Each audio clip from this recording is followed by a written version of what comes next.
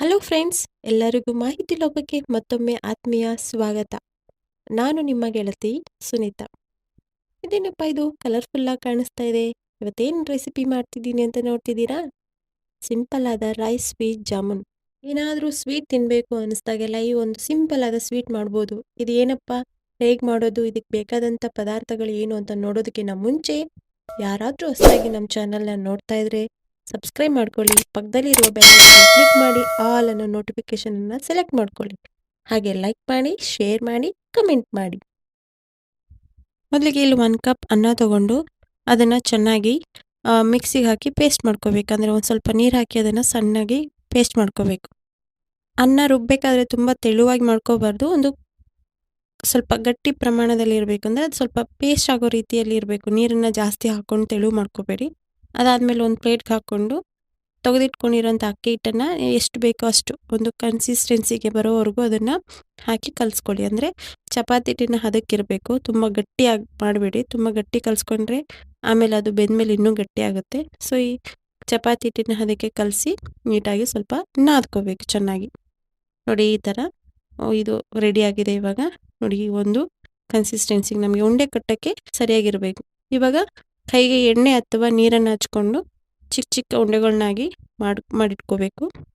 ನೋಡಿ ಈ ಥರ ಇವಾಗ ಉಂಡೆಗಳು ರೆಡಿಯಾಗಿದೆ.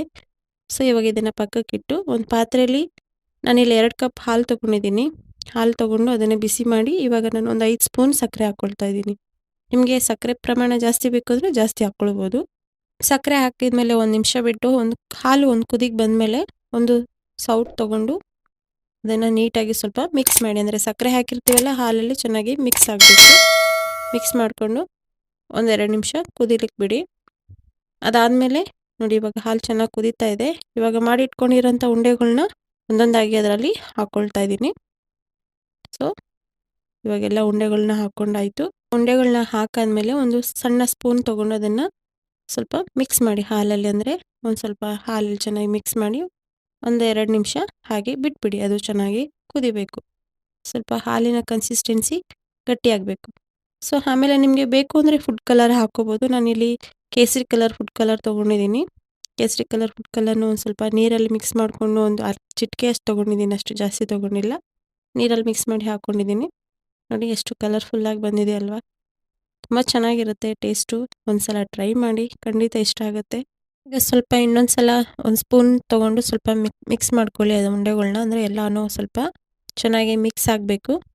ಮಿಕ್ಸ್ ಮಾಡಾದಮೇಲೆ ಅದು ನೋಡಿ ಈ ಕುದಿಗೆ ಬಂದಮೇಲೆ ಈ ಕುದೀತಾ ಇದೆ. ಸೊ ಹಾಲು ಗಟ್ಟಿಯಾಗಬೇಕು. ಹಾಲು ಗಟ್ಟಿ ಆದಮೇಲೆ ಅದು ಇನ್ನೂ ಟೇಸ್ಟ್ ಚೆನ್ನಾಗಿ ಬರುತ್ತೆ. ನೋಡಿ ಈ ಕನ್ಸಿಸ್ಟೆನ್ಸಿಗೆ ಬಂದಮೇಲೆ ಸ್ಟವ್ ಆಫ್ ಮಾಡ್ಕೊಳ್ಳಿ. ಸ್ಟವ್ ಆಫ್ ಮಾಡ್ಕೊಂಡಾದಮೇಲೆ ಇದು ತಣ್ಣಗಾಗಲಿಕ್ಕೆ ಬಿಡೋಣ ಒಂದು 5 ನಿಮಿಷ. ತಣ್ಣಗಾದಮೇಲೆ ನೋಡಿ ಎಷ್ಟು ಕಲರ್ಫುಲ್ಲಾಗಿ ಚೆನ್ನಾಗಿ ಕಾಣಿಸ್ತಿದೆ ಅಲ್ವಾ? ಜಾಮೂನು ಗೋಲ್ಡನ್ ಕಲರ್ ಇರುತ್ತೆ. ಇದು ನಾವು ಯಾವ ಕಲರ್ ಫುಡ್ ಕಲರ್ ಹಾಕ್ಕೊಳ್ತೀವೋ ಆ ಕಲರ್ ಬರುತ್ತೆ. ಸೊ ತುಂಬ ಚೆನ್ನಾಗಿರುತ್ತೆ, ಟ್ರೈ ಮಾಡಿ. ಈ ರೈಸ್ ಸ್ವೀಟ್ ಜಾಮೂನ್ ರೆಸಿಪಿ ನಿಮ್ಗೆ ಇಷ್ಟ ಆಗಿದ್ರೆ ಲೈಕ್ ಮಾಡಿ, ಶೇರ್ ಮಾಡಿ, ಕಮೆಂಟ್ ಮಾಡಿ.